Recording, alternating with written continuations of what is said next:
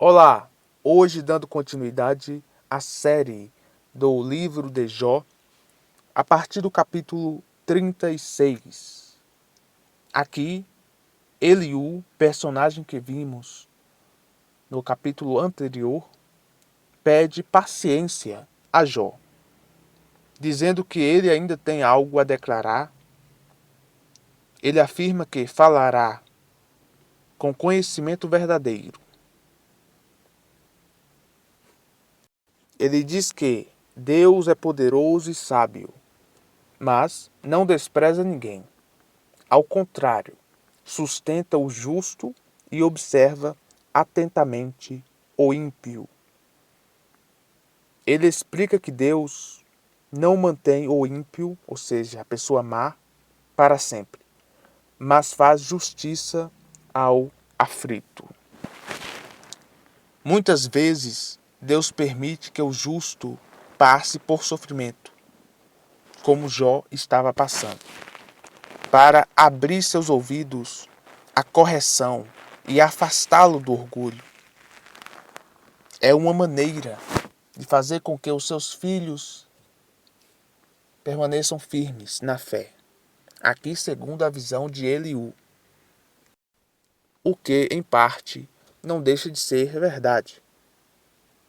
De fato, Deus utiliza o sofrimento muitas vezes para nos afastar do mal, para nos corrigir, para que nos lembremos de quem somos, para permanecermos fiéis a Ele. Se a pessoa escuta e obedece, termina seus dias em prosperidade, mas se rejeita a instrução, perece por falta de entendimento. E hoje na Terra, quantas pessoas têm perecido, têm morrido por conta da falta de entendimento? Porque não buscaram o conhecimento, porque não observaram as coisas ao seu redor, não corrigiram os erros do passado, de seus descendentes passados, mas repetiram o mesmo erro. Eliú adverte Jó para não escolher a rebeldia. Ele diz que ninguém pode livrar o homem da mão de Deus e nem ensiná-lo como governar. E agora veremos o capítulo 37. Aqui Eliú passa a descrever os fenômenos da natureza, chuva, neve, etc., mostrando que é Deus que controla isso com o objetivo, com o propósito de castigar ou de ter misericórdia dos seres humanos. Agora veremos o capítulo 38, onde a história de Jó já se aproxima do fim. Ainda teremos mais um vídeo. Aqui no capítulo 38, Deus responde finalmente a Jó. E como Deus faz isso? Por meio de um redemoinho. Deus aparece a Jó por meio de um redemoinho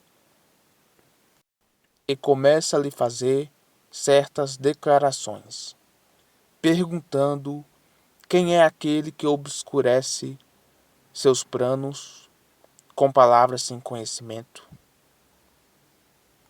Aqui Deus não explica o motivo, a causa da dor de Jó. Mas Deus faz uma série de perguntas. Onde estava Jó quando ele lançou os fundamentos da terra?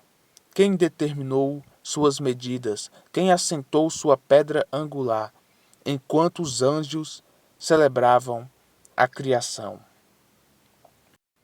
Em seguida, Deus pergunta se Jó já comandou o nascer do dia, se conhece as portas da morte, ou se percorreu as profundezas do abismo. De onde vem a luz? onde moram as trevas? Ou se sabe o caminho que a neve e o granizo seguem? Se sabe construir constelações estelares? Ou se sabe guiar a ursa com seus filhotes? Pergunta: quem provê alimento ao leão e ao corvo? Quem envia chuva ao deserto? Quem faz brotar a relva onde não há homem? E Jó não consegue responder as perguntas, e da mesma maneira, ele não pode responder a pergunta, ele não pode responder, saber, entender a causa de seu sofrimento, a não ser que Deus o revele. O capítulo 38 é finalizado. Agora veremos mais um capítulo, o último desse vídeo, que é o capítulo 39, em que afirma que até mesmo o parto das corças Deus observa. O jumento selvagem que vive no deserto, Deus observa. É mencionado até o avestruz, onde é dito que o próprio Deus a privou de sabedoria, ou seja, o avestruz não possui sabedoria, porque Deus não quis. Menciona outros animais, e isso mostra que Deus concedeu diferentes dons às criaturas, nem sempre conforme a lógica humana. O cavalo de guerra, por exemplo, é retratado com majestade e coragem. Ele, o cavalo, não teme a batalha. Relincha com força e avança confiante ao som da trombeta. E Deus pergunta: quem foi que deu ao cavalo tamanha força e coragem?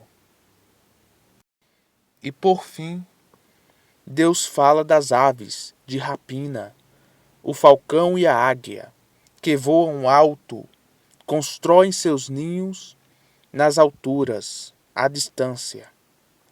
E por que eles fazem isso?